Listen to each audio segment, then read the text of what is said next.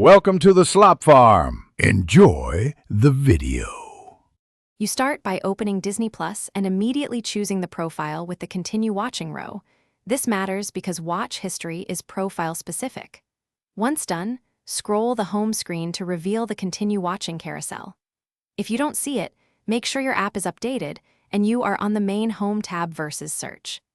Tap the movie thumbnail to reveal options. On some devices, a long press opens a context menu. This first step prepares you to remove items cleanly. You now act. Tap the movie to open its detail page or long press the thumbnail for quick options. Look for Remove from Continue Watching, Remove from Watch List, or a three-dot menu. Choose the option that references Continue Watching. Once selected, you will often see a confirmation prompt. Confirm it to clear the entry. Make sure to repeat for each movie. On smart TVs, this can be slower, whereas mobile or web is usually faster. This step directly edits your profile's resume list. After removal, verify by refreshing home or restarting the app. Synchronization sometimes lags across devices. If the movie still appears, wait a few minutes and check other logged-in devices. Changes propagate slowly.